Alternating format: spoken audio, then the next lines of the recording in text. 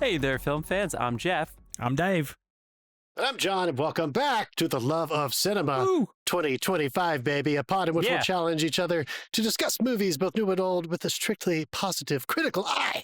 That's right. And to avoid lazy negativity, we're back making this a drinking game. So anytime we say anything negative at all about this film, about each other, about how Dave would definitely fuck Elvis, you're going to hear this sound. That sound means we're taking a drink, and we hope you drink along with us. Because I don't have my shot. You don't have your shot? That's okay, neither do I. All right, well, fill us in, Dave. Tell us about your year. I'm going to get my wife to bring me a shot. Yes, we are having a slight rule change leading up to the beginning of this year, because over the Christmas break, I made the decision to stop drinking. So I don't drink alcohol anymore, because apparently it's bad for you. Just what my doctor said. I'm not judging anyone. Just putting poison in your blood. That's all. Yeah. So I'm getting up there. So I figured we'll swap it over a little bit. So I'm going to put my money where my mouth is, or where the beer used to go. And we've configured my button so that every time I get buzzed, it adds 50 cents to a total. And at the end of the month, I'm going to donate that to a charity. And this month, I'm donating it to the Los Angeles Fire Department Association.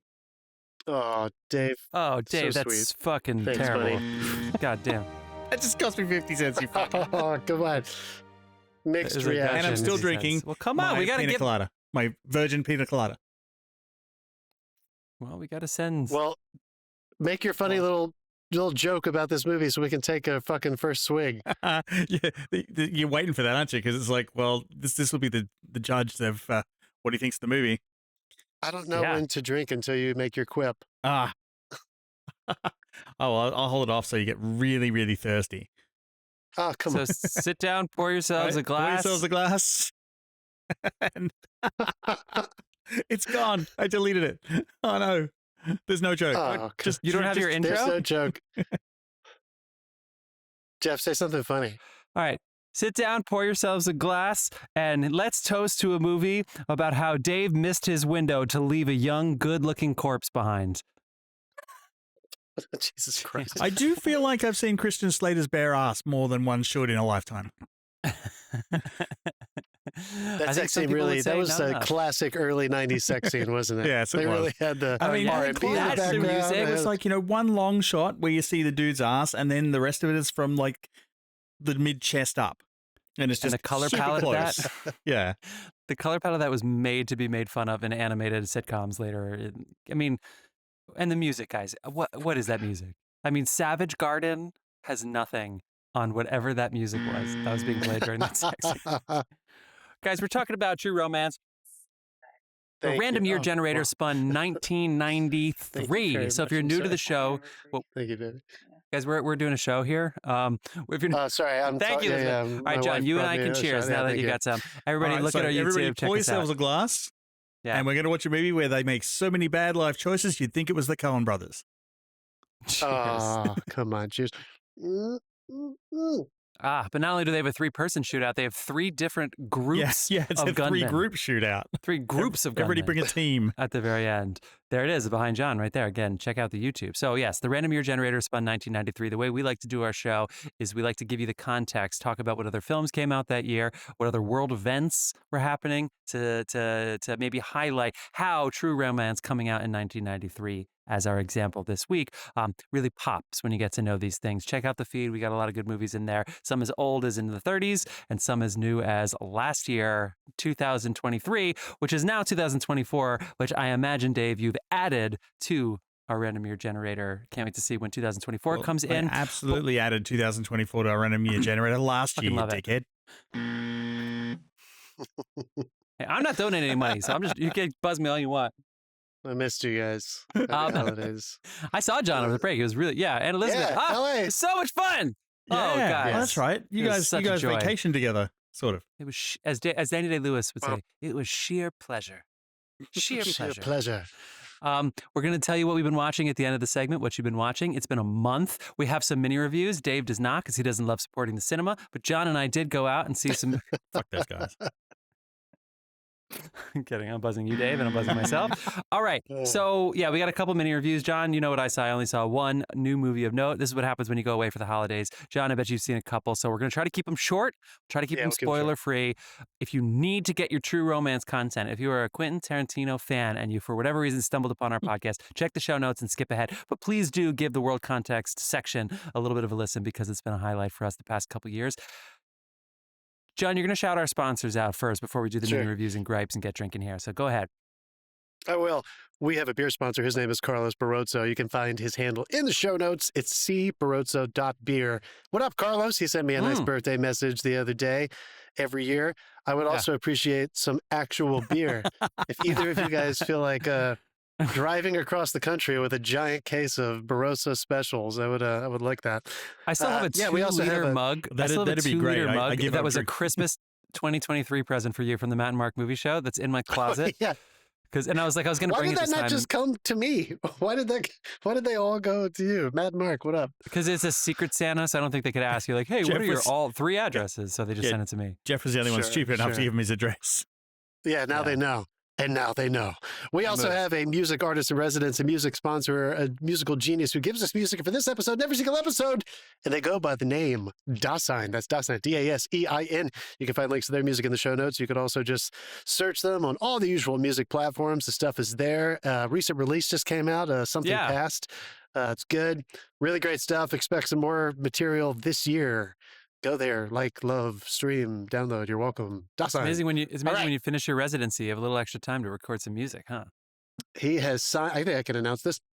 He has signed his contract. He is officially taking a job starting in next fall, but he's moving down here because his job is in Pasadena. So he's going to live close by. Woo! That's right.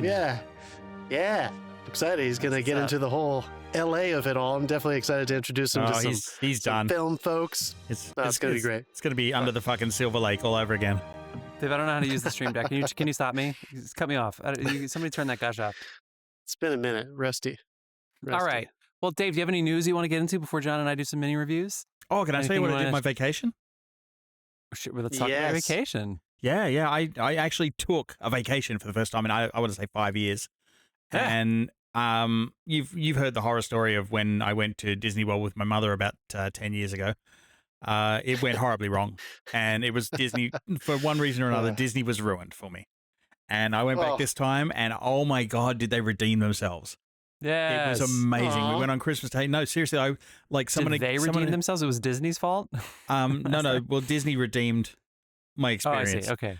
Because nothing could have ruined that. Like, we went with a whole bunch of, we had the nieces and nephews there, so there's some really cute photos of me on a couple of roller coasters with the kids, and there's one really funny one of me on a roller coaster because I don't do roller coasters, and they put me on the fucking Tron cycle, and it's me just screaming my guts out as it's launched up to 85 mile an hour.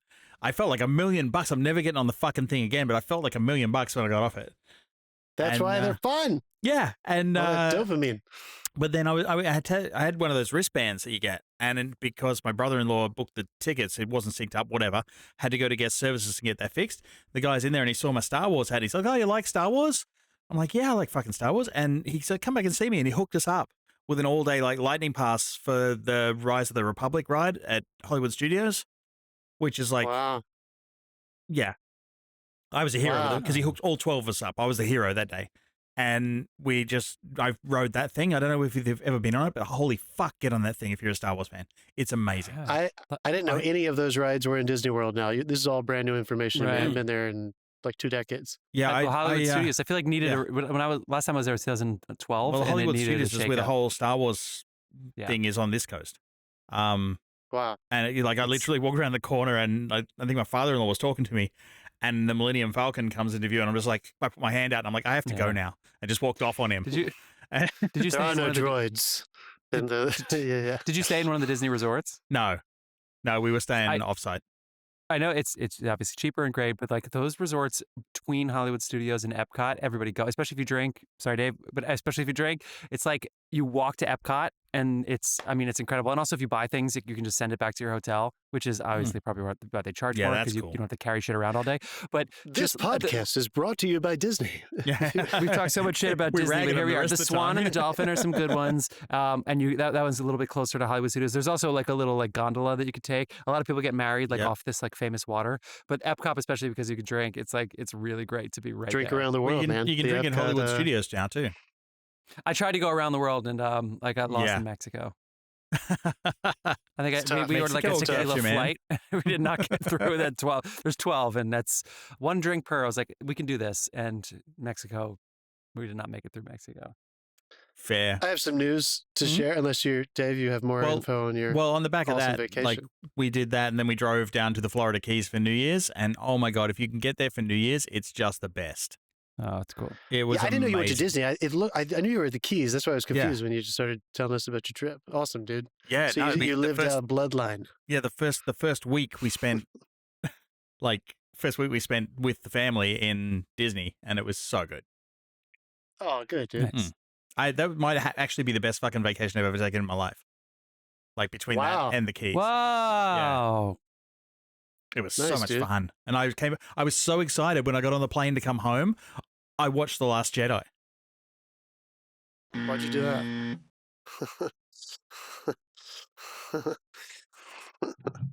Nice.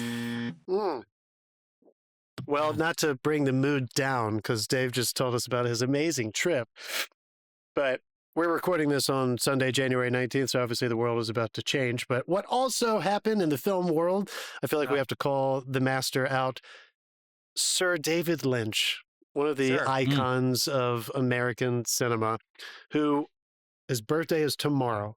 Born January 20th, 1946, died on my fucking birthday, January 15th this year. Damn it. Man, really made me sad. You guys know he's one of my absolute favorites. I'm obsessed. This guy is an icon. I can't wait to rewatch all of his stuff for the rest of my life. Oh, dude, it's all on Max I feel at like the we moment on lost a a biggie. playlist. HBO, I am Max curious. has it there. Yeah, they have all his shit. And I haven't done enough reading on this, you guys, but I know he was in post on this new project. So I don't know if he finished it. Oh, shit. So we might have an Eyes Wide Shut scenario. A Turandot, Pacini's death, a Eyes Wide Shut, Kubrick's death, where people around them have to finish it. I don't know. We'll see. But anyway, I just wanted to shout him out. Actually, man, hold on. what a While we talk legend. about this, Edwin I'm going to Drood. eat pie. There you go. Black Drink coffee some and pie. Let's go. I had coffee right before this, a good cherry pie. Damn, Come it's good on. pie. In Damn, True that's good Romance, pie. was that kind of Lynchian a reference? Like she was just like, after a movie, I like to go eat some pie. Like as soon as I was like, wait a second, it's funny that we're watching this the week David Lynch died. Black I don't coffee and know, pie man. only. I wonder. It's very LA for sure. It's certainly very LA to go have some pie and a cup of coffee at a diner wait. after a movie. Yeah, I was going to say, when was Twin Peaks released? 90. I think him and Robert Frost wrote it in 90, and it came out in 91. It was canceled in 92. I'm sure the pie was more of a like a vagina reference and stuff, but you know. But I can't remember. Well, yeah, I mean, anyway. True Romance was written in 92, so. Well, sold in I thought 92. it was sort of, well, anyway. 90 and 91, excuse me. So it could have totally been that. You're right. Anyway, David Lynch, you are the man. Here's to you. Cheers to one of the greatest of all time. Oh, yeah. I was asking some friends this, you guys. Cheers. I always talk about this because it makes me like, I'm not looking forward to it, but this is how life works. You lose people around you. Life is full of meetings and partings, and as Kermit would say in Muppet Christmas Carol, I have been dreading when we're going to start to lose like the icons from 1 and 2 generations, and maybe sometimes 3 generations above us. The people that we grew up just like everything that was popular and good was made by like less than like 50 people that you know what I mean? And is he like one of the first major directors that we've lost from that generation? Depends from on the how boomers? major, you know, it depends Well, on. he's technically not quite a boomer. I guess he's technically a war baby, but I mean, anyway, I don't know if you guys were thinking about that at all, but that really bummed me out. So David Lynch. All right, let's talk about a kick-ass movie. I want to hear about the world first, though. Wait. Do you not have mini reviews? Yeah, I'll do mine very quickly because I'll sandwich you. I have 2, and I'll do them fast. Okay. All right. Knock yourself out. Mini review number 1. First up, Sandwich action. Number 1, Nosferatu. Yeah. I went and saw it, and it is beautifully shot. It's glorious. It is the story of Nosferatu. So anyone who's familiar with it, and you don't even necessarily had to have only seen the original, like Marnar 27, which is brilliant. Actually, they have a colorized version of that on Prime now. It's pretty cool, right? I got to see that one time at the Film Forum in New York with a live pianist. It was a double feature of that and Sunshine. It was fucking brilliant. It was beautiful. Anyway, this is fun, and my goodness, it is worth seeing in a movie theater just because it is so visually stunning. The story is the story, so it's not like his reimagining of the story. And that story, I think, has some, it's very simple. And I think some people might have expected a little bit more of a sprawling nature with a vampire tale, but it's a very simple story. And I think some people might not realize that who go in watching it. Just sit back and soak in the Eggers aesthetic. I mean, it is just dripping with his kind of filmmaking, and all the performances are really, really good. There's some really twisted, demented stuff in there, but I wouldn't say any of it is so terrifying that people who don't like horror would not enjoy watching it. So go see it. How about you? What'd you see? You saw Complete Unknown, right? I saw Complete Unknown. I think I actually asked one of my students, who's like a really good musician. He plays a bunch of instruments. I was like, "You see this movie?" And he was like, "Yeah, it's funny. I really liked the movie. I didn't like the trailer at all." I was like, "Oh," but then when people started saying it was good, I was like, "Well, I'll just trust them and I'll go see it." And then I went, and it was awesome. Yeah, and they've then watched a couple of trailers lately. And then after the movie, he said like, "Oh yeah," and then I went back because I wanted to see a scene, and then I was like, "I don't like this anymore either." But for some reason, being in the theater watching this movie, I was completely swept away. I felt very artistic watching this movie. Timothy's amazing. I think you get over really quickly that he's a lot taller and more attractive than Bob Dylan. I think you get over pretty quickly that when I watch the trailer, it does kind of sound like Timothée Chalamet doing his Bob Dylan, for lack of a more descriptive term. Like it sounds like he's got that in the voice, like he's just kind of doing that little thing. But the first time he sings is really, really captivating, and it's to a very small group of very powerful individuals in like a little hospital room. And then you see the build, and I've heard a lot of people say this is like the most interesting part of Dylan's life. It's basically like he shows up in New York is when it starts, and then it ends with when he basically plays electric music live for, I believe, the first time. Although they're nudging some stuff because two electric albums had technically come out by then. But anyway, long story short is he goes from folk hero to rock and roll musician, and a lot of people don't like that. And that's sort of like what it covers. But I just think it was really great, and you get swept away. So if you want a Monday morning quarterback and be like, "I wish they did this, I wish they," knock yourself out. But for me, I was just like totally swept away by the whole thing, and I didn't want to talk to anybody afterwards. And I'll say this too, there are times where he would play a song and it wasn't the whole song. They would do the usual like, they play like 2 verses and then they give a button because they need to keep the movie moving. And I was like, no, keep going, there's more song. And there were a couple times where they were doing shows where I was like, no, I want to see more songs from the show. And I don't usually do that at movies. And it's not just about the songs. It's because I felt really connected to him and the story, and I could have watched a 5-hour movie of it. It was great. Dude, I saw a little article with Oscar Isaac, and he said, who knows a thing or two about folk music as a performer, but also as a fan. Llewellyn Davis, fantastic. And he said they were on set, for Dune, and him and Josh Brolin were hanging with Timothee, and Timothee was telling them about how, I got approached to play Bob Dylan this part, and Josh Brolin and Oscar Isaac, this is Oscar Isaac telling the story, are like, "Oh, please don't do that. Don't ruin Dylan. Don't do that to yourself. It just, I don't think you should do that." He was like, "Well, I'm gonna learn some songs. I'm gonna sing and read for James Mangold, and we'll see what happens." And for a few weeks later, they were just on a break, and they were in his trailer, and he was just practicing in front of them. And Oscar Isaac said it was like watching Bob Dylan like discover his music. He said it was so fucking natural coming out of him. I didn't see a performance. He said it was very beautiful and unsettling, and he thought so I've heard great things. Everybody keeps saying what you're saying. Oh, I didn't know it was going to be that good. Didn't know if the trailer's going to be great. And it ends up being a really, really good experience. So I can't wait to see it. Awesome Edward Norton performance in there too. I know nobody's talking about him, but he's always so good. Did he even turn up in the first trailer? It wasn't until the second trailer they threw him in.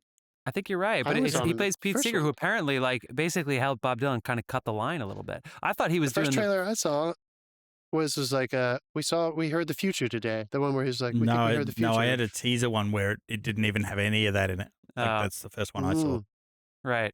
No, I mean, yeah, Timothee, he's fucking great. He's fucking great. And last thing I'll say is I saw it in Dolby Cinema and I highly recommend it. Holy shit. Because he performs in an arena, he performs in, he performs in a theater, he performs in a hotel room, he performs in his apartment, he performs on stage live. And the differences in each performance, I mean, it was so evident in Dolby. I highly recommend it. The biggest format possible, as we always do. But Yeah. usually you think of action movies for that, but sometimes music too. Like, it's always the best. I wish Dolby was in every fucking cinema. I'm pissed off because I wish it was just in every cinema. Just give me those speakers. Totally. All right. John? I'll round it out. I saw The Brutalist, and it is definitely my favorite movie that I've seen this year. Still have not seen Nickel Boys, Amelia Perez. Did it tick over to this year while you were watching it? Did what? Did it tick over to this year while you were watching it? You know, it definitely is one of those like long movies. It has an intermission, of course, but it's one of those very long movies that doesn't really feel long because I think like a 2.5 hour edit probably would have felt like a longer movie than this. It's like a really well edited epic. I want to know, how did a modern audience handle the intermission? Were they okay? Brilliantly, yeah. Sweet. I mean, I live in LA, and you guys live in New York, and we have a lot of like hardcore film people here, and I think everybody really wanted to see this. I saw it in 70 millimeter in a projection. Like it's been a few years since a film's broken for an intermission. Yeah. It worked. It worked really well. Yeah. Everybody took a break, peed, got a refill, came back, and was excited. Anyway, I don't want to say too much because it's kind of a special experience, and it's kind of hard to describe. It's like a novel on screen. It's very literary. It goes like this, and you don't care. You just want to be there. They shot a $10 million movie about a brutalist architect who comes from fucking, Europe after World War II, and it's set in Pennsylvania, a little bit New York and Pennsylvania. The whole thing is shot in Italy and Spain for like $10 million. It's breathtaking. It's surreal. It's extremely realistic. It's extremely well directed. It's gorgeous. The performances are insane. It's transcendent. It's definitely the movie I saw this year where I was like, that is a really, really special movie. Yeah. Sure. Yeah, come on. And John gets gashed. I mean, it's award worthy just for the fucking budget, to be honest. Unbelievable. The way they produce that is remarkable. So yeah, I hope people take a lesson from that. But I implore you, please, America, listen to me. Do not watch a 3.5 hour movie at home on Please don't fucking do it. Of course you're going to hate it. Of course you're going to say it's slow. Of course you're going to say there's no fucking story. Go put yourself in a movie theater and actually give yourself a fighting chance to enjoy something that is not up to you to press pause. It is not that kind of movie. You're not going to be on the edge of your seat the whole time. It's like a yoga class. You would stop that yoga class after 30 minutes if you could, but if you're in the class, you got to stay there for 60. So put yourself in the fucking yoga class. Yeah. It's like a novel, even a really good novel. They're not all page turners that you take breaks. Don't do that. Just go sit down and watch it. Go read your Dostoevsky. Anyway, I think you guys are going to agree with me. I think you're going to love it. I think you're going to love it. Please go watch it. All right. The world events while I plug my computer in. Jeff, hit it. Will you plug your computer in? Oh no, you're not going to. It's not. We had to evacuate. I had to evacuate last week. Should I share that story? With our listeners? Yes. So I'm packing up the car because we are preemptively thinking we should probably get out of here just because of smoke and anything. Just the fires are going out of control. So Wednesday, I'm packing up the car. I'm taking a couple trips out. And on my third trip out, I step out of our apartment door, not even out of the actual apartment, just out of my door into our hallway. And I was like, dude, I think I smell fire. Go outside.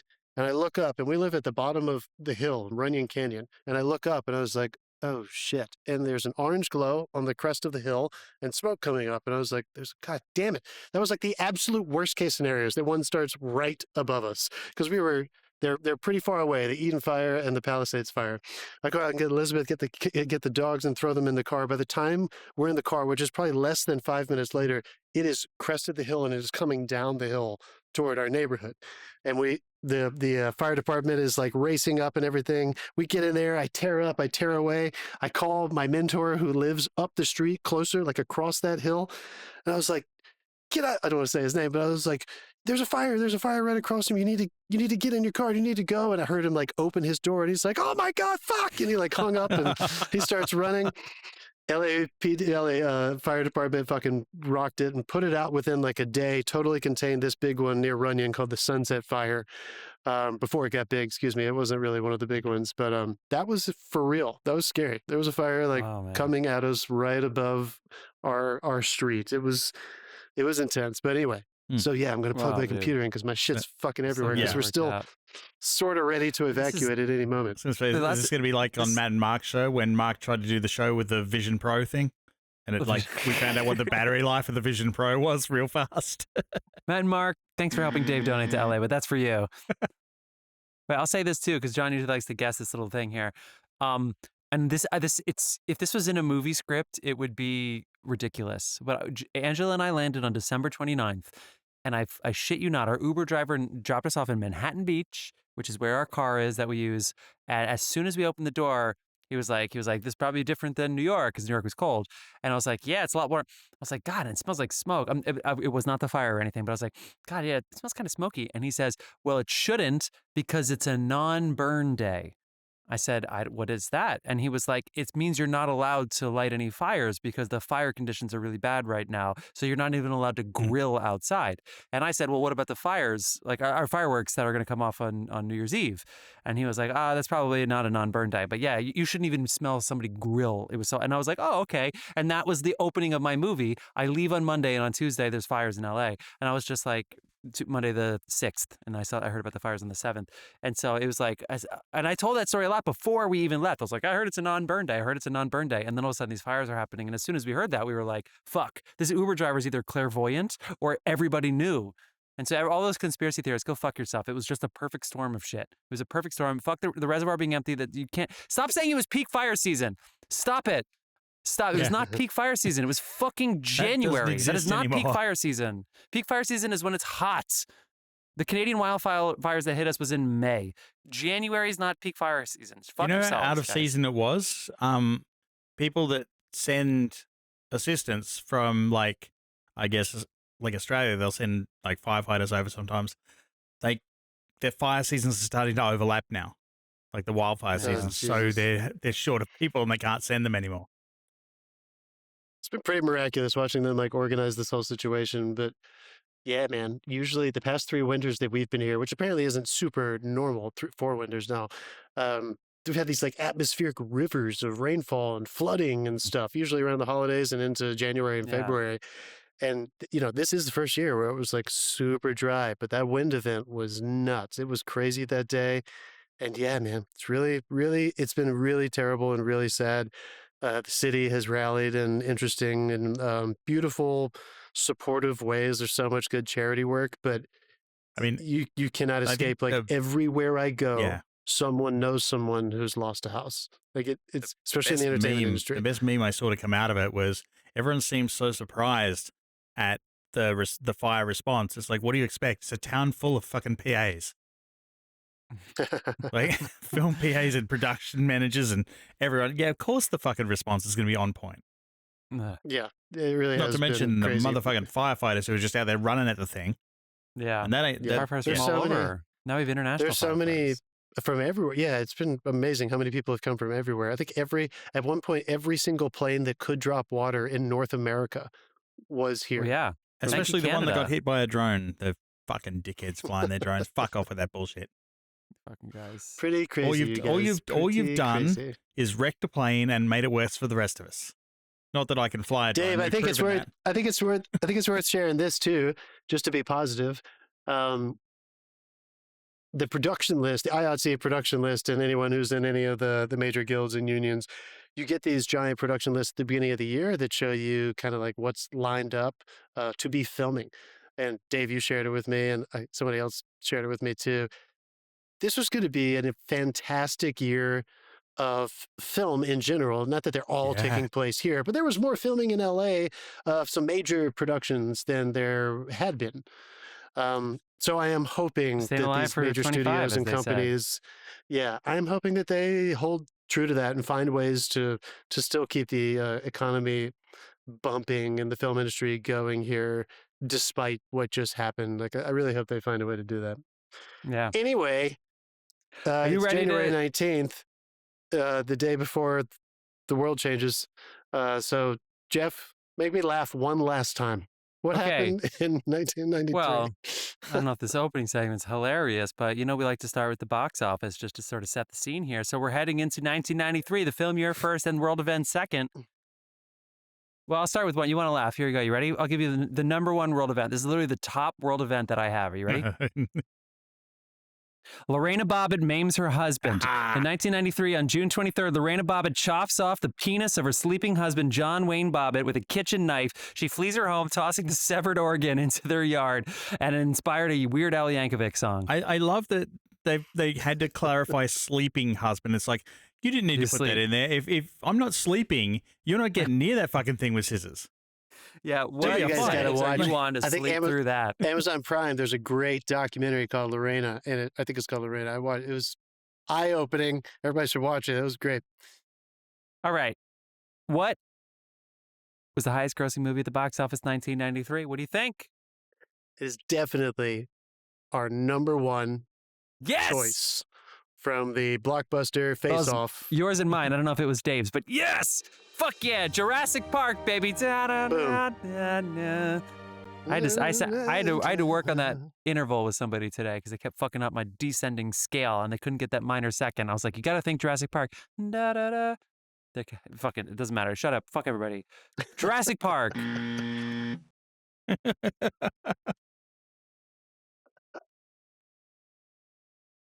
Fucking minor second. There's a major second at the beginning of the scale and fucks their whole scale up. Jurassic Park, $914 million worldwide, set a then box office record with a $50 million opening weekend.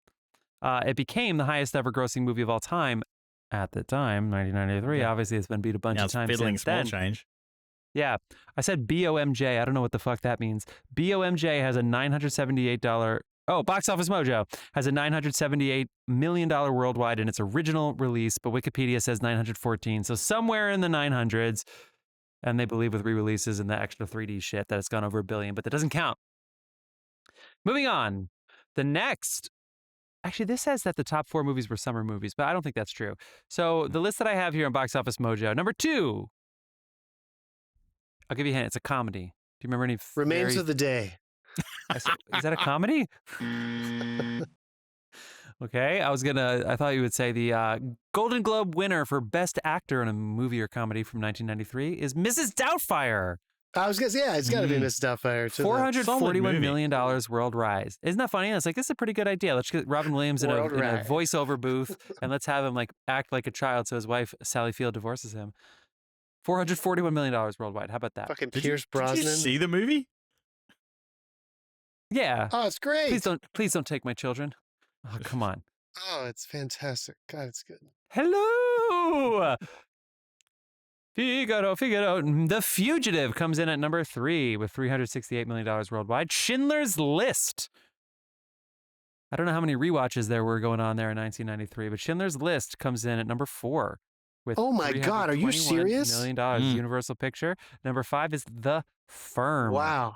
With $270 million. And to round out the top 10, Indecent Proposal, Cliffhanger, Sleepless in Seattle, Philadelphia, and The Pelican Brief. That's right, Philadelphia, the first Hollywood movie about AIDS, comes in the top 10. Can you imagine an AIDS movie right now being in the top 10? Like a genuine, like heartfelt, like Cliffhanger there at number 10. Also, I just think this is funny. I want to keep going. Free Willy somehow comes in at number 11. That's right. Michael Jackson's theme song probably got a lot of people to the theater. Some other ones that come in there, Groundhog Day, Grumpy Old Men. Cool Runnings is in the top 20 here, especially if you look at the domestic numbers. Feel the rhyme. And Sister Act 2, Back in the Habits down there, as is Tombstone, previous episode, Tombstone, if you want to hear us talk about Tombstone. Pelican Brief was really good too. I enjoyed that. Mm-hmm. Yeah. A lot of good ones here. Don't forget Beethoven's second Rookie of the Year, The Three Musketeers. The Last Action Hero lost money but came back. Addams Family Values. I feel like there are a lot of movies just for kids of this era that actually made a lot of money. So I don't know what go into that. There's a bunch of other ones, but movies that were definitely like, we just want to target 8 to 12-year-olds, and I feel like we can make $100 million. A lot of those. Do you guys remember? Do you remember the Three Musketeers? Yeah, Chris O'Donnell and Kiefer Sutherland and Oliver Platt and was Charlie Sheen the other one? Who was the other Musketeer? Was it fucking Charlie Sheen? Was this like the Hot my God, Shots? Does Charlie? I have to know. Yeah. Okay, you go ahead. I'll give you some other news. Super Mario Bros. Was a box Charlie office Sheen. bomb. Oh my You're God. Duh. Super Mario Bros. Was a box office bomb, but a future cult classic. A lot of people thought Robert De Niro was actually going to end up being Koopa in that. How about that? That would have been fun. Actor Brandon Lee was accidentally killed on The Crow. And it actually went to court, and they believed that there was, in fact, some negligence on set. A couple big deaths, unfortunately. Aubrey Hepburn did die, which sucked. She was a little bit older, though, than River Phoenix, who died on Halloween 1993 of an accidental overdose while he was in the middle of filming Dark Blood. A couple other film notes miles here. away from me, in the Viper Room. A couple of the notes. Production begins on Toy Story in January. Oh, shit. Started this year. Bruce Springsteen won an Oscar for Streets of Philadelphia is another big news. So let's head into the award season here. Schindler's List would go on to win a bunch of the major awards, including Picture, Director, and Score, among others. But unfortunately, the acting categories notoriously did not go to those two leads. They would, in fact, go for Tom Hanks for Philadelphia, his first. For his first. His first. He would win two. Next year, one of only two people to win back-to-back Best Actor Oscars. Do you know who the other one was? I'll give you a hint. It was in the 1930s. Back-to-back male actor? Yeah. Whew.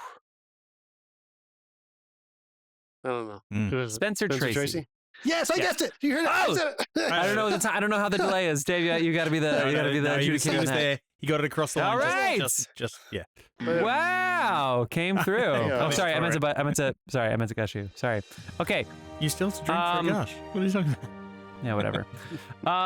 Best Actress would go to Holly Hunter for The Piano, of course, although Angela Bassett would win the Golden Globe for What's Got to Do with It. Tommy Lee would clean up for The Fugitive. It's too bad, but Eamon Goth, a.k.a. Ray Fiennes, did not win for that wild performance in Schindler's List.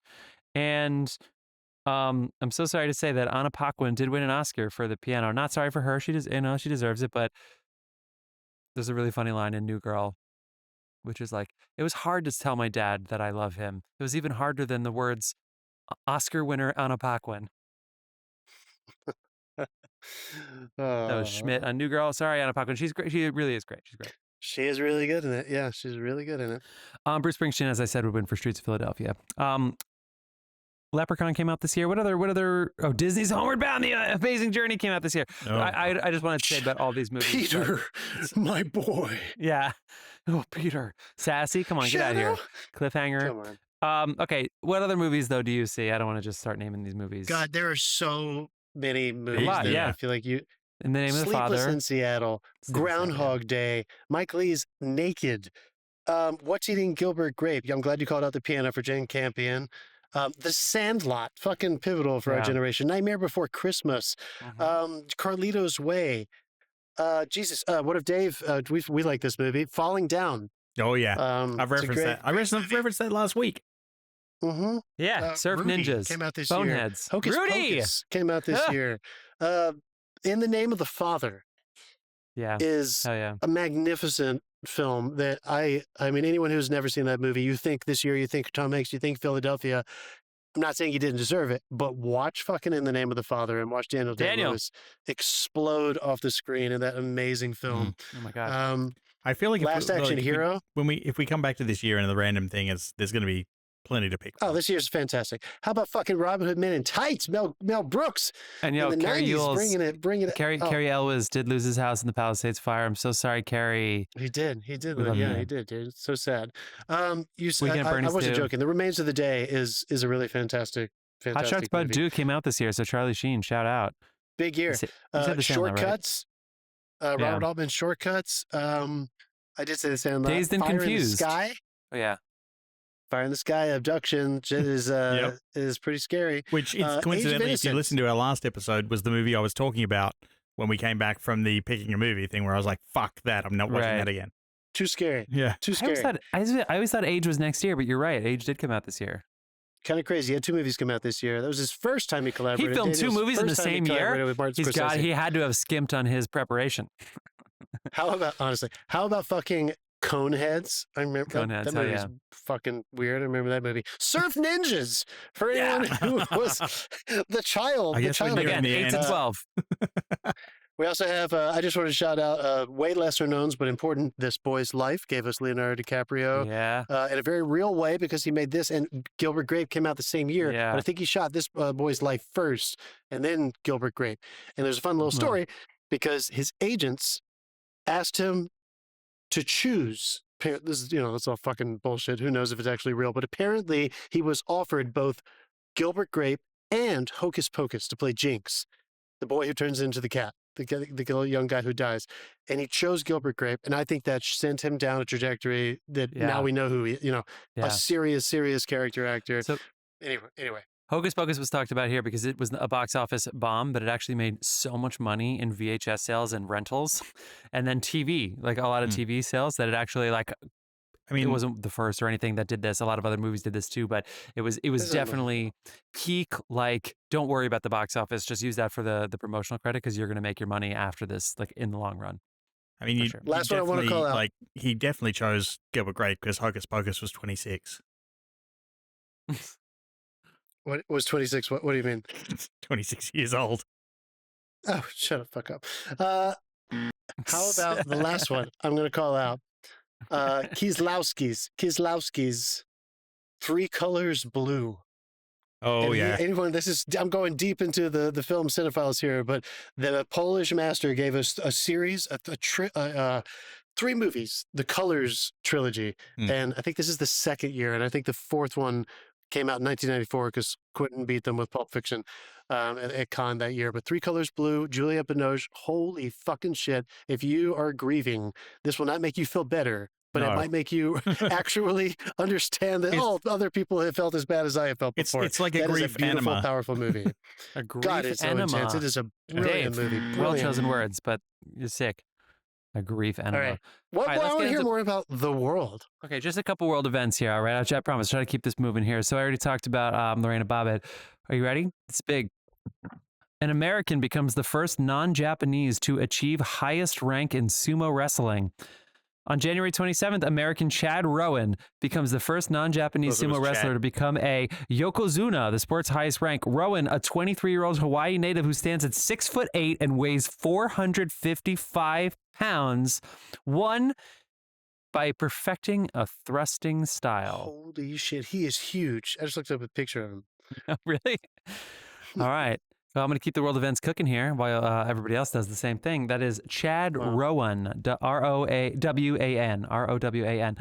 Fleetwood Mac reunites to perform Don't Stop at Bill Clinton's inauguration. January 1993. We are on the eve of the inauguration. Ironic. This is probably coming out on the day of the inauguration. The World Wide Web, WWW, launches in the public domain. Wow. 4 years after publishing a proposal for an idea of linked information systems, Tim Berners-Lee releases the source code for the world's first web, and everything's been great ever since. Remember when penicillin was in the public domain? Okay. The World Trade Center bombing. The first World Trade Center bombing was here in 1993, unfortunately. But don't worry, because Beavis and Butthead was then to appear on MTV. I think my favorite one of those that I watched was when they had Kylie Minogue on there and she's doing locomotion and they're just talking over and it's like, yeah, this chick has more teeth than most people. It's like, so stupid. Best joke they ever did. Dr. has more teeth than most people. That's ridiculous. Dr. David Gunn is murdered by an anti-abortion activist. Dr. David Gunn is shot and killed during an anti-abortion protest in the Pensacola Women's Medical Services Clinic. Fuck those people. Wow. Astronaut Ellen Ochoa becomes the first Hispanic woman in space. That was on April 8th. Tennis star Monica Seles is stabbed by a deranged German man during a match in Hamburg. Somebody just ran out onto the court, stabbed Monica Seles. Yeah. Those aren't ball boys anymore. They're fucking ninjas down there now. The assailant was a fan of Steffi Graf, so I think he was trying to hope for some kind of, club in the kneecap scenario. You know what I mean? Yeah. Kim Campbell becomes Canada's first female prime minister, which is only 140 years before the United States elects its first president. That's a female. President Clinton punishes Iraq. President Clinton punishes Iraq for a plot to kill George H.W. Bush. The Bushes not fans of Iraq. Sorry, I can't say that without laughing, but it's fucked up. Ruth Bader Ginsburg is sworn in as the Supreme Court Justice, August 10th. Oh, man. She's the second woman and first in Jewish 93, woman. wow. The pop culture icon, the notorious RBG. The Joy Luck Club premieres. We didn't mention that in our movie list, but the glass ceiling is smashed because the Joy Luck Club is primarily all Asian Americans specifically. How about that? The Israeli-Palestine peace accord was signed, and there's never been any issue between those two nation states since. Yeah, they nailed it. They nailed it back there in I don't have enough fucking 1993. buzzers for you. Signature. Anyone who's listening to this out of context, they also signed the treaty on my Today. birthday. So Okay. David Lynch and Well, they signed the treaty. They ceasefire. handed over the the hostages. ceasefire today. was on Yeah. January 15th. Yeah, you're right. You're right. Not all the hostages released hostages. today. They did hand The over first some three. children, and in exchange, they just wanted some people who beheaded people. It's okay. European almighty. Union officially established. That's right. The Maastricht Treaty comes into The Maastricht Treaty comes into effect on November 1st, formally establishing the European Union. Treaty was drafted in 1991. NAFTA is signed into law, and for some reason, it's still winning people elections. Ugh. Losing And last- people elections. Last but not least, the Brady Bill is signed into law during a White House ceremony attended by James S. Brady, who was the vice president of Reagan, right? When he was trying to be shot by John Hinckley. Was it Ford? Mm. Fuck, I can't remember. Yeah, I Shit. don't No, think it was Reagan, It was Reagan. It was like 81. And he ended up being Wow. shot in the head after Hinckley missed Reagan. I'm trying to think about the musical assassins here. But it's a handgun control law that makes a buyer wait 5 days before they can actually obtain the handcuff, and it is said to have prevented a lot of suicides. Unfortunately, most Republican congressmen ever since, and this is actually in the stats, I'm not just saying this, oppose the bill and say it violates their Second Amendment rights.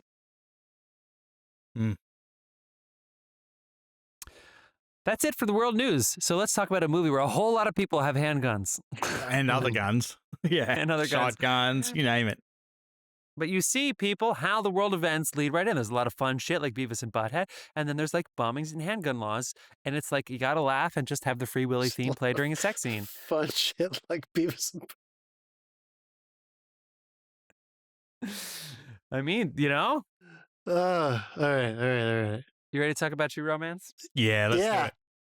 All right. So True Romance, as we talked about before, Quentin Tarantino and his buddy, Roger Avary, who I believe worked at they worked at the video store, The video store. Sorry, they don't exist anymore, so I forget what they're called. They worked, they worked at the I video worked store at a together. video store briefly. He apparently wrote out a plot for a movie, and then Tarantino responded with a 500-page manifesto, I guess, that Avary turned into this movie, and then one other, Natural Born Killers, which they would sell to Oliver Stone. Although, for some reason, Avery's not really credited if you go to IMDb, so I don't know, some fucked up shit going on with that. But Avary would get writing credit with Shawshank with Pulp Fiction, so he has an Oscar with Tarantino for Pulp Fiction. But anyway, Quentin Tarantino, as you guys talked about, sold the script to help finance Reservoir Dogs, which he wanted to direct himself, but he didn't want any studio intervention. So Tony Scott was chosen to direct this, Ridley's brother. That is right. Tony Scott, who Tarantino apparently opposed at first, but then came around to loving. This movie is considered one of the best movies of the 90s, and it's also considered not very good according to Metascore. So we got a lot to talk about, which is really fun. I'm going to read the IMDb description.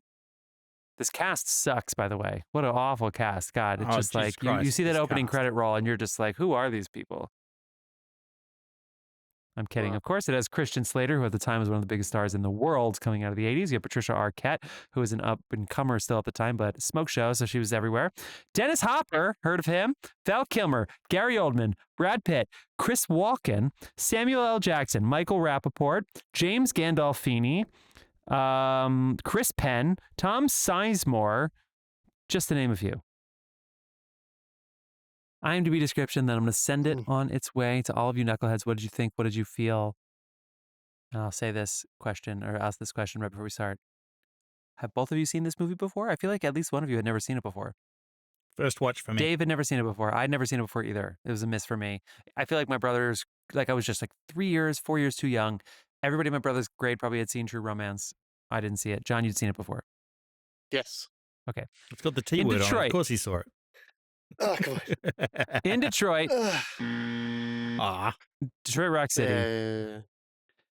a pop culture enthusiast, Christian Slater, steals cocaine from his new wife's pimp and tries to sell it in Hollywood, prompting the mobsters who own the drugs to pursue the couple. What'd you guys think? What'd you guys feel? Natural Born What is it? Killers. No. So, fuck. True Romance. Natural Born. Yeah, fuck you. Oh, he would be so mad at did you watch the wrong movie Quentin would be again? so mad. He would be so upset because he doesn't like that movie. I shouldn't be allowed to host this thing. All right, what do you guys want? What do you guys talk about? Yeah, Dave, you go first since you've never seen it.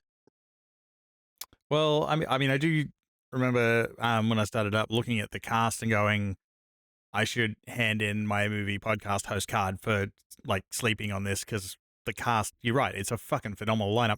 Not to mention that they put Hopper and Walken in a scene together, like for quite some time, and it's almost worth it just for that. But I always wondered if it was Tarantino's directing or his writing that bugged me because I'm very critical of his films a lot, and I find him like a tad pretentious. It's definitely his directing that bugs me. I've now established because the writing in this was phenomenal. And he does have two writing Oscars. Well, yeah, but I've read one of those scripts. It was a mess. Like I'm like, he got an Oscar for this? Like Django. One? I read the screenplay for Django. Yeah, it was a mess. Huh. But anyway,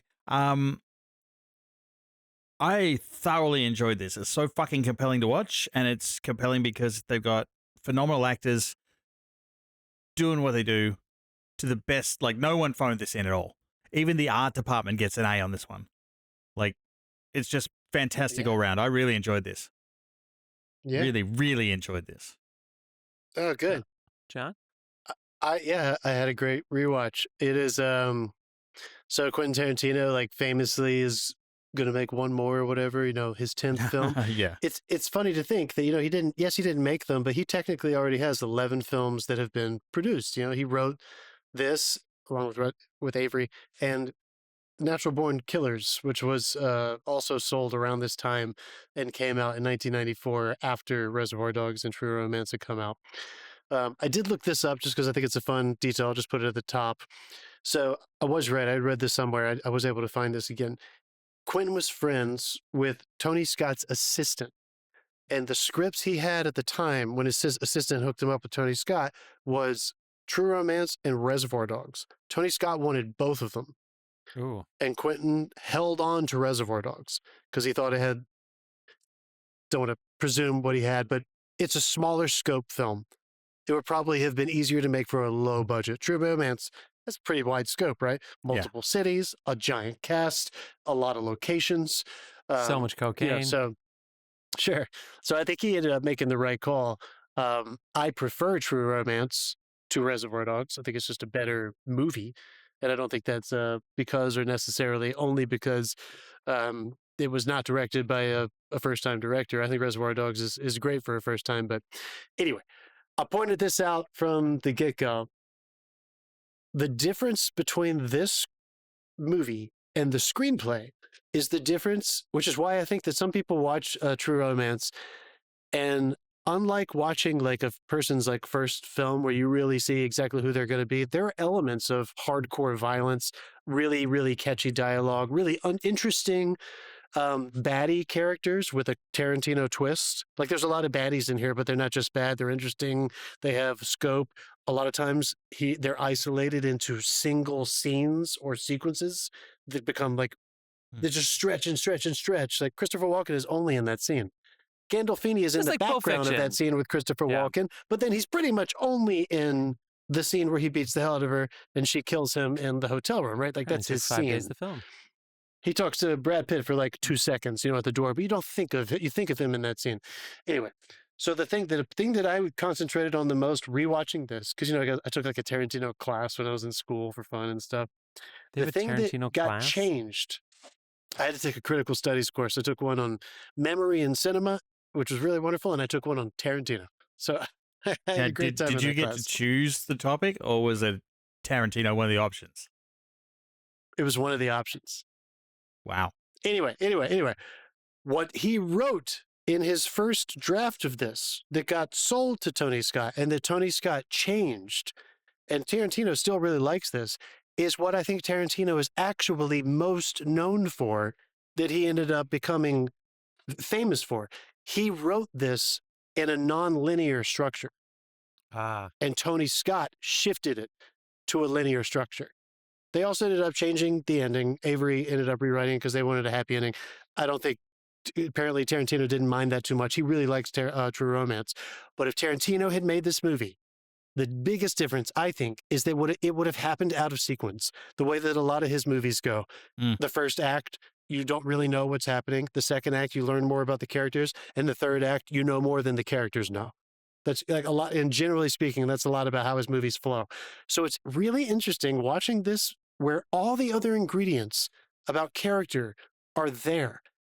They even come through like on the page. Like you can feel Tony Scott is interpreting Tarantino's mind, except for the structure. It washes so different than most of his other movies because it's entirely linear. Like there's and even you almost never see that. There's even the kung fu influence there, like the old kung fu movies influence there. Like, and what better way to get it across? He wrote it in. And white guys who really wish they were black. He said this before. We this can is say his that 'cause most it's all over this movie. Dude, seriously, Gary Oldman answered the question that plagues us all in this movie. It's like, what if Jack Sparrow was a drug dealer? And loved the band 311. Gary Oldman is 311. Everybody saying he does look like that guy. He does look like that guy. Gotta get downtown. He does look like I can't remember what I was gonna fucking say. It doesn't matter. fucking great. Jeff, what'd you think? First of all, Gary Oldman loves his performance in this movie, and I can't believe how many trivia points have him mention him. He's in a very small amount of this movie. Yeah. And there's so much like Gary Oldman was talking to the costume designer, and it's like, wait, why are we still talking about Gary Oldman? He's in 5 minutes of this movie. He's so good. This movie did not speak to me too much, but here's the thing. The scenes were excellent. So I actually think I want a fucking Tarantino movie. I can't believe I'm saying this because I wasn't expecting to. I didn't know he was planning on doing them out of sequence, but I would have liked that way better because for me, the chug-a-chug of the movie, like connecting the pieces, like they're in Detroit, and then he goes and talks to his dad, Dennis Hopper, and then yes, everybody's showing up, and obviously it's not going to go well, after Christian Slater kills a pimp. Here's what I think. I think the moments and scenes in the film, I feel like a TikToker watching this. I love the TikTok version of this movie. I love that Christian Slater kills the pimp and a whole bunch of other people, and then goes and gets burgers, and then goes home. And makes it seem like it's not a big deal, even though he was clearly stressed out about it. I love the whole scene with Gary Oldman. The shootout at the end's amazing, although it's like by the time you get to it, it's like, can everybody just fucking kill each other? Can we just get on with this? But it's, and I love there's a lot of like, how many times are you going to beat the shit out of somebody to get the information? There's just a lot of like things where I was just like, okay. But all of the scenes I liked. I liked all the scenes, but watching them together was a little bit of a chore for me. So I want the out of sequence movie. I want it. And then that Christopher Walken scene was probably my favorite scene in the whole movie. Would pop even more because then out of nowhere, here's this. I forget what the drug dealer's name is that he represents, but it's like, why is this like, he's like a lawyer, he's like a diplomat representing this drug dealer so officially with these guys from Sicily, and that whole sequence that apparently the whole like Sicily comments about where they're from and stuff, which I of course can't repeat on here. It's apparently it was a real story that Quentin Tarantino heard from people. It's like, it's amazing, but it was hard to watch the whole movie. I think what I was going to say was apparently this is his most autobiographical story, just because obviously he has a character at the center of it that like loves movies and can't, has trouble with socializing normally with women, apparently. He's so full of shit. Jeff, I think I agree with you, dude. This is my second or third time seeing this movie, and this is some people's favorite movie. By the way, this is my brother-in-law, Jack Doolan's favorite movie. I asked him if he wanted to come on and talk, but he couldn't do it, but he loves this movie. Jack! And defend yourself. I agree with you, dude. It's really good. Like if one of you guys made this movie, I would be like, wow, you're a master. Like this is amazing. Obviously. You don't always have to say that. Of course. No, I think you do have to say that because I'd be very proud of you if you made True Romance, John. We also casually talk about these things like they're good or they're bad, and but I mean, come on, this is still really great. However, I do agree with you, dude. This is one of those things where I feel like you kind of can't separate the the secret sauce of a creator's whatever their thing. It's his voice is still there. It's not his voice. His voice is still there. It's in the characters. But one of his core storytelling attributes that he relies on so heavily that I think he eventually refined and perfected, starting with Pulp Fiction. I think that is like where it really landed. Is this idea of playing with time.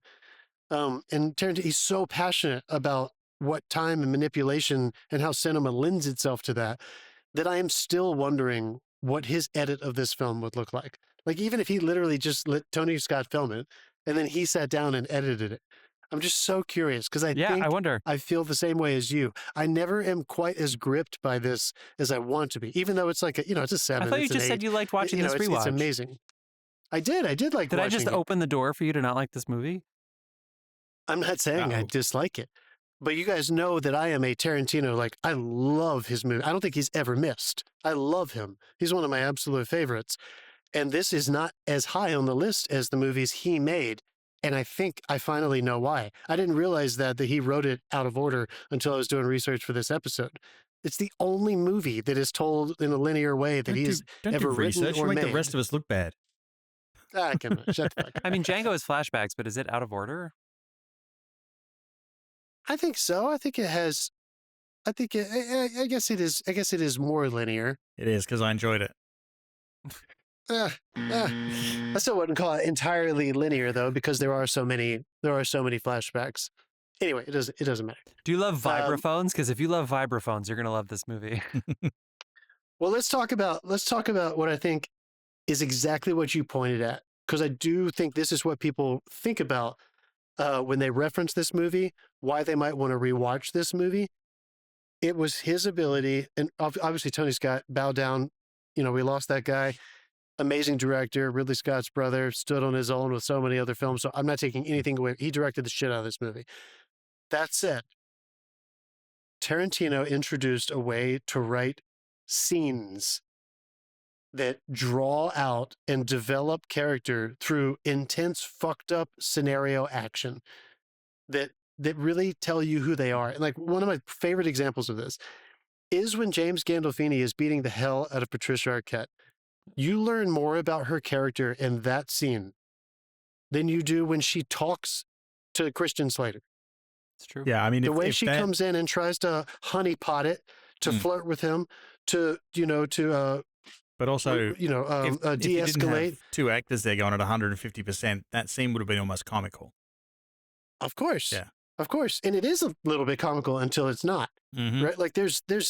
But I mean, I just feel like there's such good examples. I guess I want to hear you guys talk about that. Like, imagine going to the movie theater and seeing his stuff like on the Dave. What was it like? I mean, did you hear about? Did you see Pulp Fiction? Like, did you hear about this movie? Like, he was such a prominent voice that was doing something so exploitive. Yeah, it was Pulp exploitation. Fiction blew the fuck up when it came out in the movies, and yeah, even in Australia, it blew up.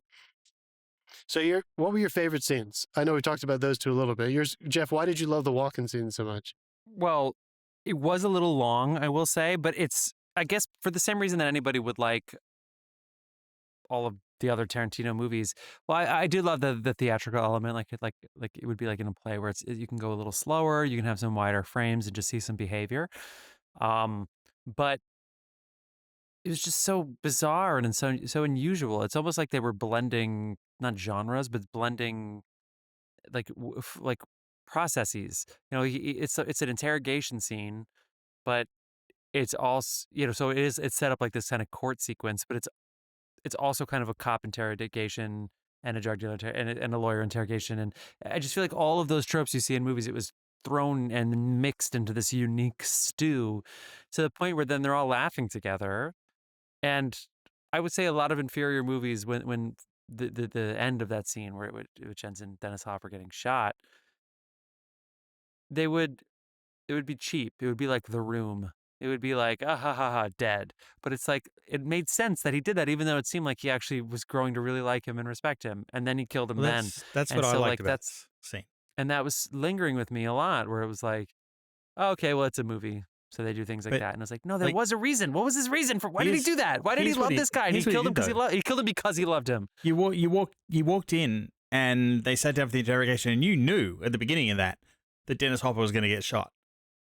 Did you? Because Yeah, if I were them, absolutely. I would think The you would first keep him couple of alive lines and set it follow up. him and track him and wait for Yeah, but him from to get a phone from the call. dialogue in the scene, the first couple of lines kind of just set up that he was done for.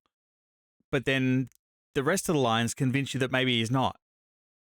So they put you in that nervous frame of mind where someone's going to die, and then they dangle that little bit of hope through the dialogue, and it just ramped up the tension in that scene. And that's why I like that scene, because when you can get good dialogue, and this is full of it, like, and it's also full of some good not dialogue as well.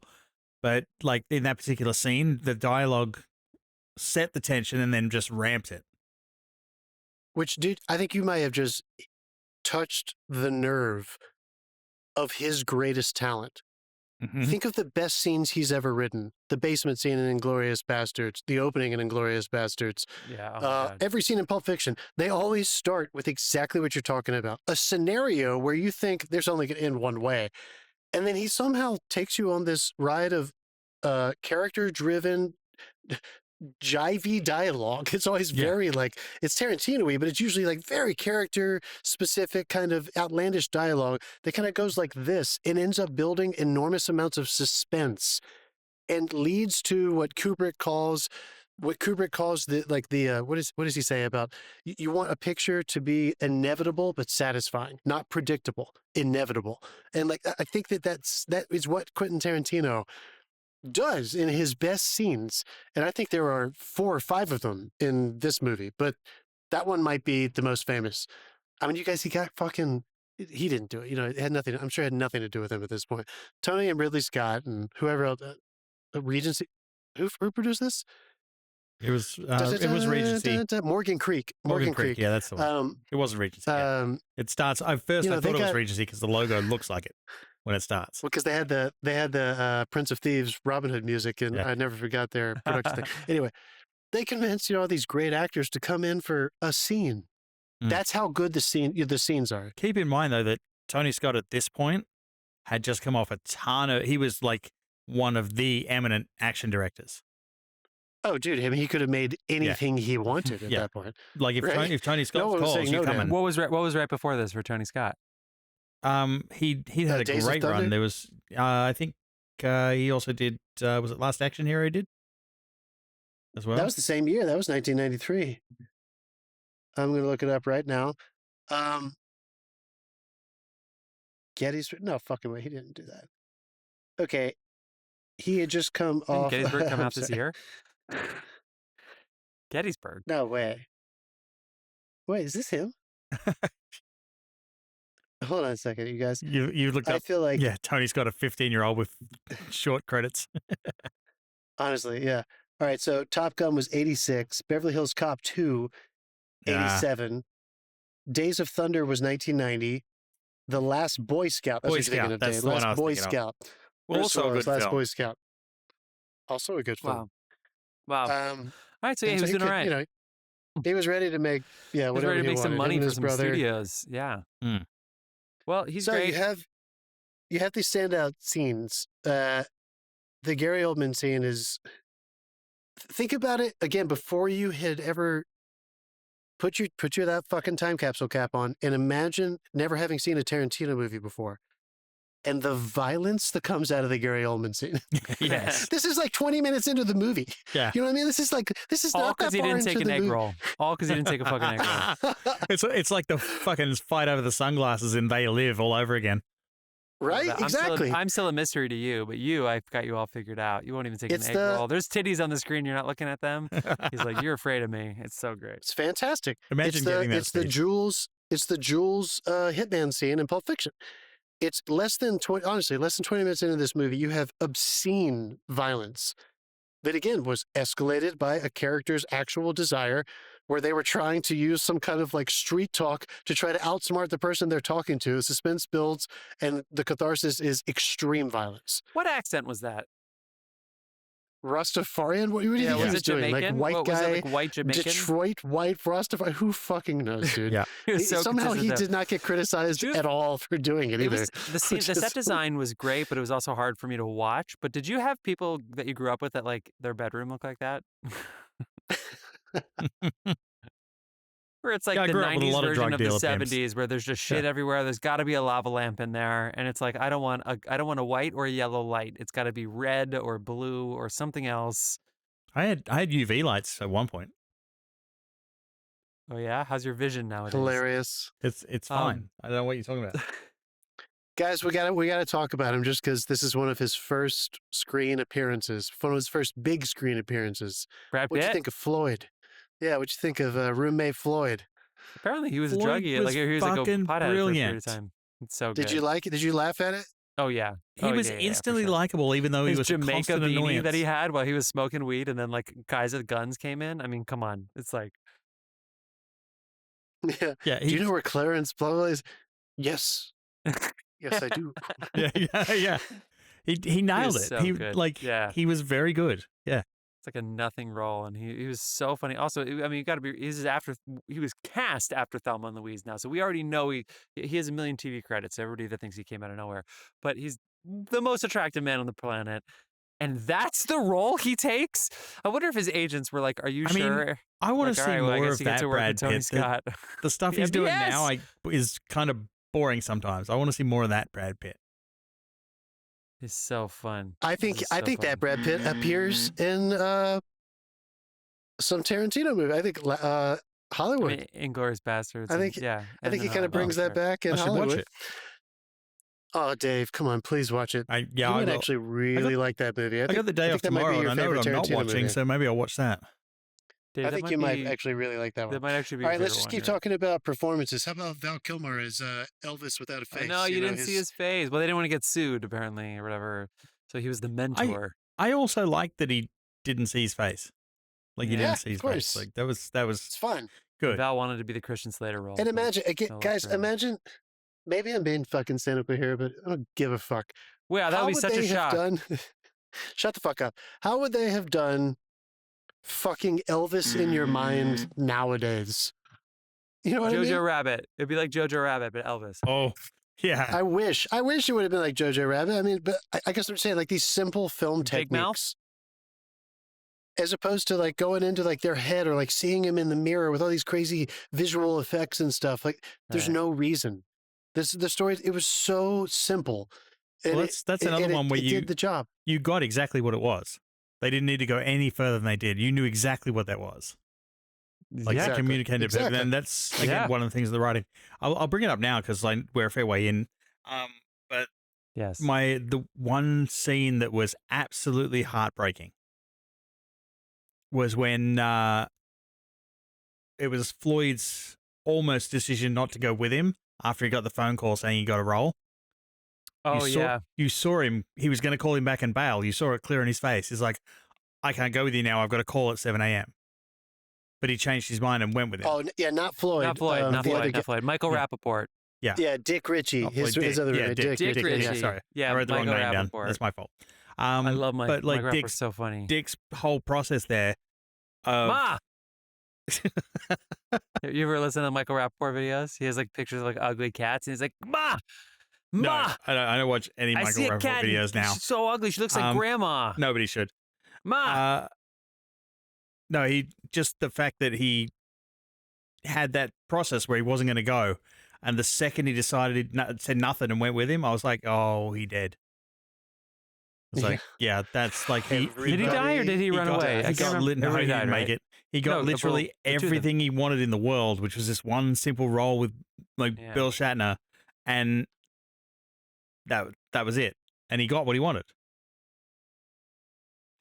Samuel L. Jackson got his shit lit up in this movie. Yeah, yeah. That was a cameo. How Fast. I thought he would have at least 2 scenes, Sam. How about Saul Rubinek Yeah. as the producer, as Lee Donowitz? How fucking funny is he, and every breath he takes in this movie is hilarious. I mean, and like I love he's like, you'll never guy. work again, while there's guns everywhere. Yes. Like nobody in that room that may was ever all work they again. had. And he's like, you're never going to work again. Your career is done. It's and the then ultimate he Hollywood does some threat. shit that leads to the guns getting shot. I mean, he was the first one to die. Especially because right before that, he's telling his bodyguard, he's like genuinely freaking out, like, put the fucking gun down. The cops are here. What are you doing? Don't get us all killed. And then he feels like this. He finds out that guy flipped on him. Yeah. Bronson Pinchot, and he's like, you fucking the exercise of power. Shit. Yeah, God. I'm a huge fan of him in anything. He went on to do a lot of really good sci-fi stuff later. He's always so good, and I mean, I just think he's absolutely perfect in this. Bronson Pinchot as Elliot the actor that that the really girl funny. who was giving him the blowy in the car accidentally like puts cocaine all over his face as he's getting pulled over. He was a little bit of Funny. he was a little bit of 80s into 90s movie star. He was in a lot of things. He's also in Beverly Hills Cop. Yeah, it goes way back. He's Surge. Was he in Wings? He's in Risky Wait, Business. was he Surge in Beverly Hills Cop? Yeah, and he was in Risky Business. Yeah, the dude's he was fucking Surge. been around. Yeah, he was Surge. Wasn't he in the sitcom too? I Perfect think Strangers? so. Am I? Anyway, No, I think can't you're right. remember. But yeah, I was like, Um, oh, that guy. But then I was like, who the fuck is that guy? Yeah, Yeah, he was huge for a bit. He's in Clueless too. I think we got to mention it just because it is like the scene that got referenced for why he was brought in for Tony Soprano. A lesser actor playing a hitman who has that wonderfully crafted, wonderfully staged, wonderfully written scene with Patricia Arquette. God, I mean, he found such surprising humor and humanity fused with that very specific thing that James Gandolfini has that almost no one else has in such a terrifying way, an immense rage. Yeah. Just like towering, destructive, terrifying nuclear levels of he's violence. like sitting there telling you he's a monster and the process he took to become a monster. And then he lets the monster loose. Which is really great because, I read a breakdown of that scene. I thought whoever, I can't remember who was writing this. It was like an escort or something. Her character in that scene changes to, and it happens during that monologue. He is literally, this is brilliant. Tarantino, he's really good, man. He has James Gandolfini, who you don't care about at all, right? Like we have our character we care about, and at that point, she's totally helpless. He's beating the hell out of her, and you really don't think he's going to get back with the burgers in time to save her. You're hoping that's what, in most movies, he would get back and save her, right? That's and that's not happening in this fantastic movie. And James Gandolfini gives a monologue about how difficult it is to kill the first person that you have to kill. Yeah. And she literally is becoming him while he's giving that monologue. He's telling her how difficult it's going to be to have to do what she's going to have to do to live through that scenario. And right after that, you see, and then they put it into action. The staging and the direction comes in. Who knows if this is on the page, where you see her and she gets the cork in her hand, the corkscrew in her hand, and you think like, oh God, she fucked it up. Like there's no surprise or anything. She's like holding it up over her head, like she's like scared, like she's going to defend him, like hitting her or something. And he's like, come on, give me your best fucking shot. Which is, God, his acting in that moment is so gross and so good. And then the surprise comes and she realizes, I'm willing to destroy myself to destroy you. And she changes in that moment. And I just feel like the direction there is so fucking good because there's no projection of it. They're not winking. They're not highlighting it. They're not making a big deal out of it. He's in the background, past her in the foreground, just telling a story about a hitman killing people. You don't even think about it when he's saying it. You just think like, of course this guy would say something stupid like that to somebody. He's just toying with it. Yeah. Ah, God, that is good character development. Guys, I'm kissing its ass, but come on, that's really good writing. It was a really fucking good movie. Anyone who hasn't seen this yet, just take a night. Take a night and sit down and watch it. It's not overly long, and it's well written. The pacing is phenomenal. So yeah, young just Gen X's and old millennials. Young Gen X's, old millennials. This is like a seminal movie for them. It might tell you a little bit about why we're like we are. Guys, how did you think Tom Sizemore and Chris Penn were funny as the cops? Yes. Yeah, I mean, I did, but at the same time, it was kind of like, okay, we're at the end of the movie. Like you could tell that they're the final act. So I do appreciate their levity. You know what I mean? It wasn't even just so much about like they're funny. I was just kind of like, okay, thank God they're not like trying to really sell us on this cop situation that has to happen. Like obviously, it's not okay to sell drugs, so something is, Yeah. So I appreciated that. Well, the cops in this were written as people. Funny. Like they have a sense of humor. They're blasé about their job and stuff, but they're also focused on their job. I love the surprise. Even his dad, who officer. used to be a cop, turns out to be like racist as fuck, just to hit him back because he knew what was going to happen. Yeah. I thought they were funny as fuck when they're listening in on the tape. Cuts to him and they're Tom Sizemore screaming at him. Yeah. That was cut very, very well. Sarge, you're not going to believe that was cut this. super well. It was How about the all right, two more sequences, then I'll shut the fuck up. That tiny little scene where the gangsters are getting their guns ready. In the hallway? The coverage and cutting. No, in the hotel room where they're like cleaning guns and cocking guns and packing guns and putting bullets. It's like they probably shot that in like a couple hours, but the coverage on that is hilarious. There's so many shots of guns being cleaned and used and cocked and shoveled and put in what.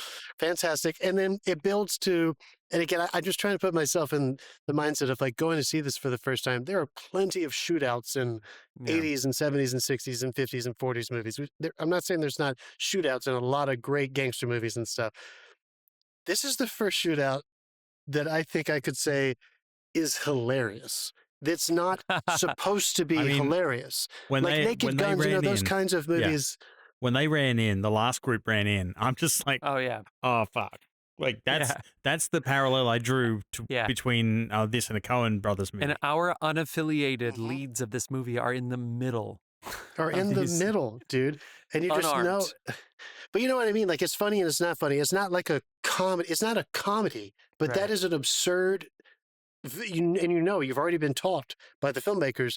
There's no way this is ending peacefully. Everybody in this room is about to get shot to shit. And Patricia Arquette killing Chris Penn by shooting him in the side so that like it misses the vest. It misses the vest. It goes like right into his like, it's great. Really good. Really good. All right. So anyway, I just feel like it's fun for people to imagine this movie when you watch it. Maybe have fun imagining it out of order, but also try to imagine that like this is the first time the Tarantino voice really exploded.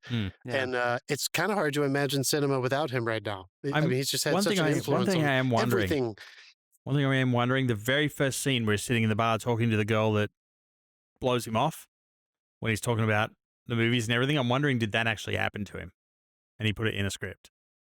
Because it almost seemed like he was channeling Tarantino, how you'd imagine a video store clerk behaving in a bar trying to pick up a woman. And you want to take me to a martial arts? You want to take me to a kung fu movie? Yeah. Three kung fu movies in a row. And it failed the pickup line.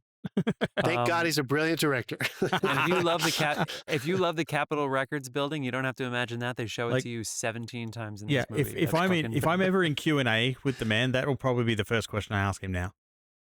Did that scene happen to you? Did you just dictate every night of your life down before you were famous? The only way that Quentin Tarantino can find a wife is if he goes person by person and says, will you watch 3 kung fu movies in a row with me? No? Okay, next.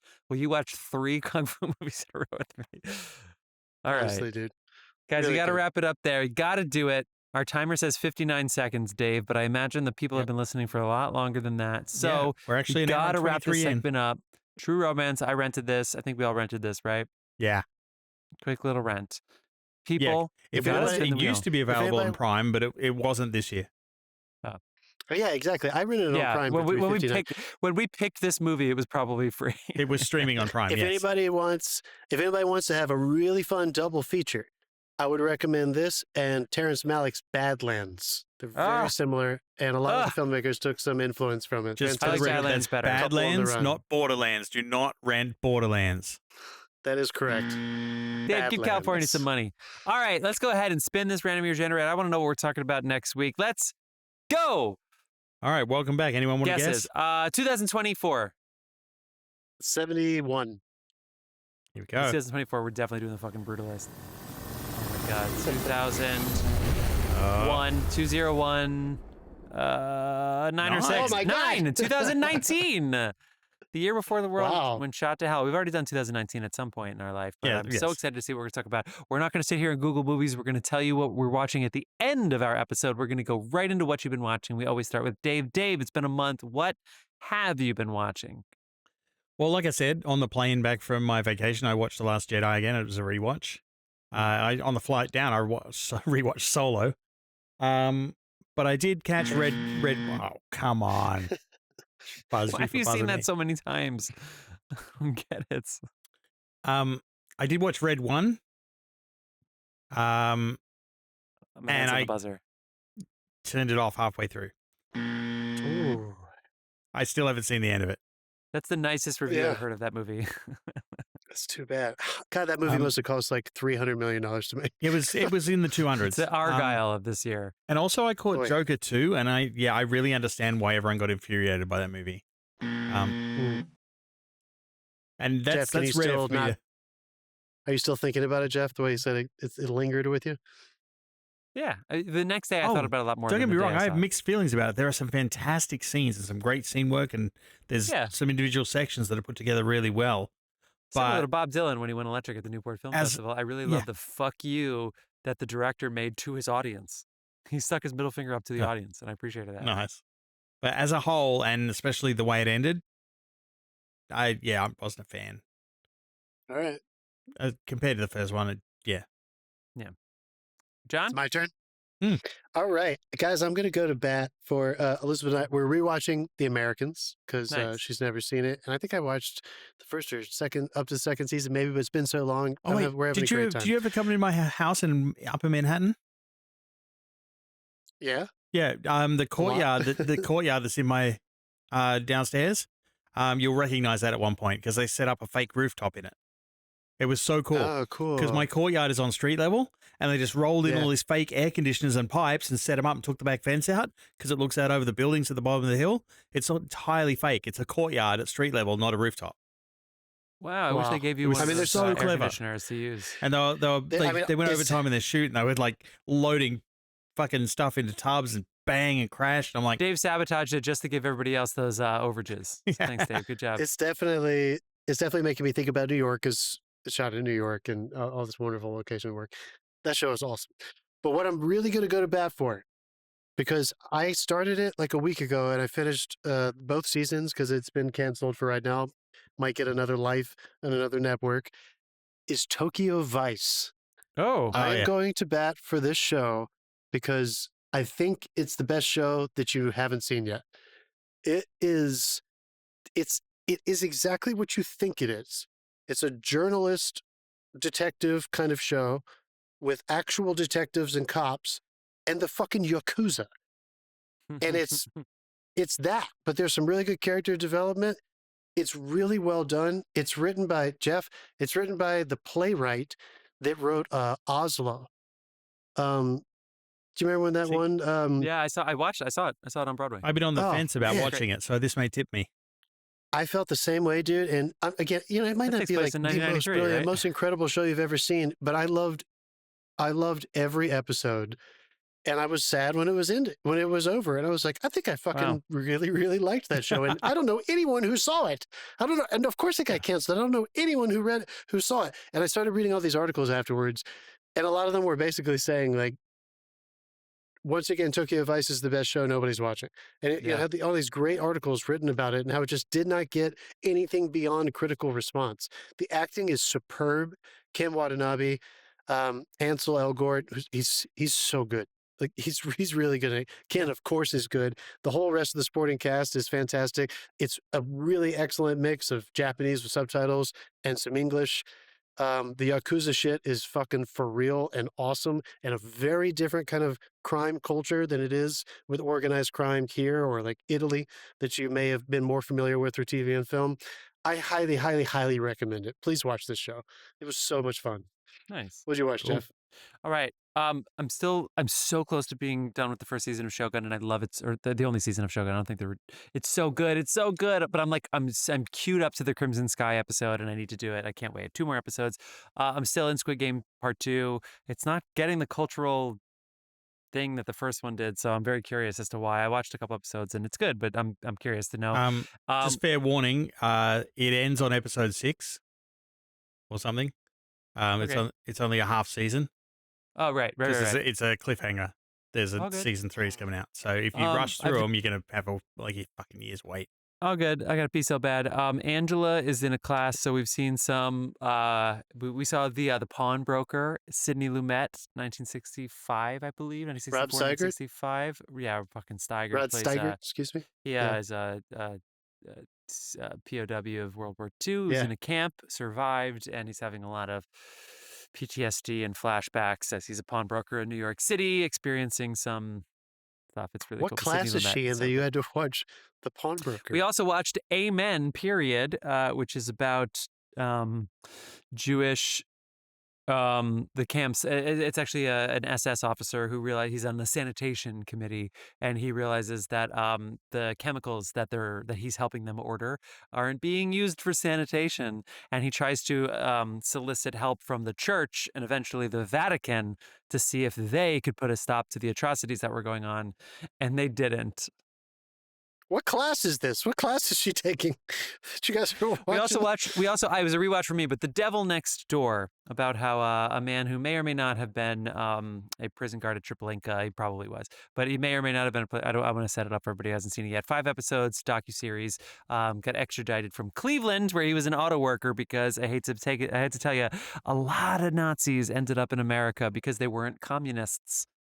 They were anti-communists, and they had skills. So we took in a whole lot of Nazis and threw them into jobs like auto workers, doctors. I don't know. We got to the moon because of an astrophysicist and an engineer who was a Nazi that helped design rockets that bombed London, helped us get to the moon. Anyway, so we watched The Devil Next Door on Netflix, and I feel like we watched some other things, but that's where I'm going to leave it for now. And I'm so excited that Severance is back, but I haven't started I'm never going to learn what class she's taking, but I think you can guess based on the content that we're in here, but it's actually not a film class. It's more about theater. Yeah, get it. Oh, did you see the Severance pop up at Grand Central? They did? Not in person, of course, but yes, I saw that they did. I dropped by in person, but it was a different cast. Guys, I knew somebody in the second cast. I knew somebody in the B team. I know, that's why I'm trying to keep him on the line. Jeff has to pee really bad, but I'll just say I've watched the Pitt. I'm up to date on the Pitt, and if you like medical shows, you should watch it. Go pee, Jeff. All right, let's do it. See you soon. I can't wait to talk about 2019. We're going to watch Endgame. I'm kidding. Fuck.